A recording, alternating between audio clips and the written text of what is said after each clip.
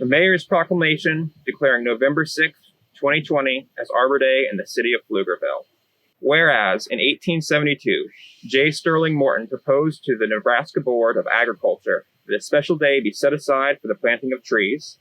And whereas this holiday, called Arbor Day, was first observed with the planting of more than 1 million trees in Nebraska. And whereas Arbor Day is now observed throughout the nation and the world and is observed on the first Friday in November in Texas.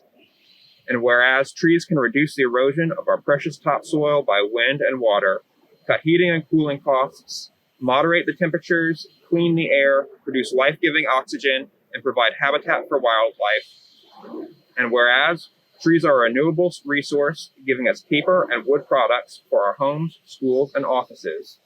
And whereas trees in our city increase property values, enhance the economic vitality of business areas, and beautify our community.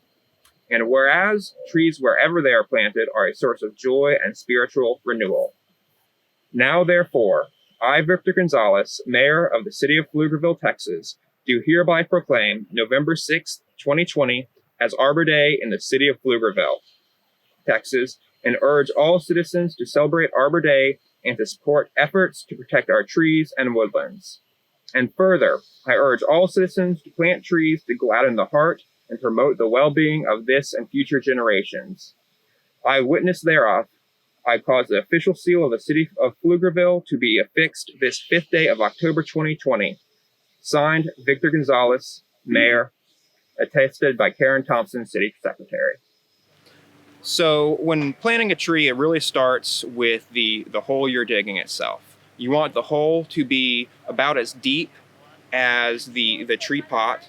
You're going to plan for the base of the tree, what's called the root flare, the part just at the surface, to be level with the surface of the ground. And you want to dig the hole out larger than the pot itself, maybe twice as large as the diameter of the pot. And that allows room for the roots to grow out through that nice soil that you've just opened up and allow the tree to better establish.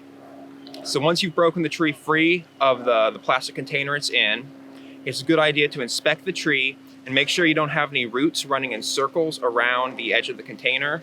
That's one of the most common reasons we see why young trees don't survive past a few years, is because their roots are growing in circles and can't get out into the soil to get the water and the nutrients they need. If you do have those circling roots, you can just cut them or rip them, allowing them to grow out straight into that new soil that you're going to plant them in.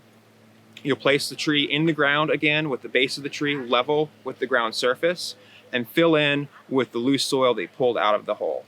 It's always a good idea when planting a tree to use mulch.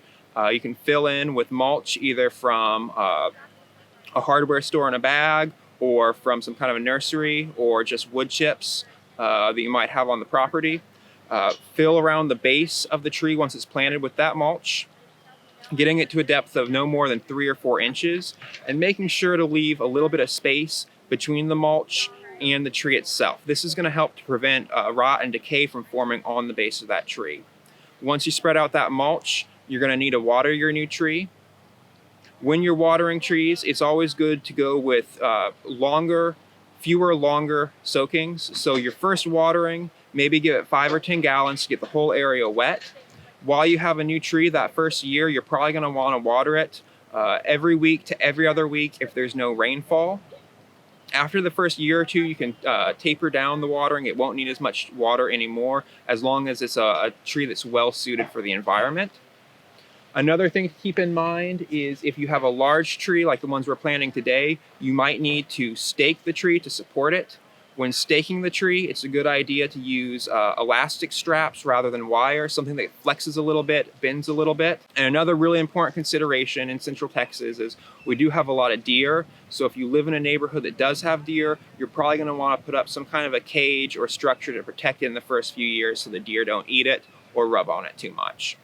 Those are some basic tips for planting your trees. For more information, you can visit texastreeplanting.tamu.edu. That'll have more information on tree planting tips in Texas.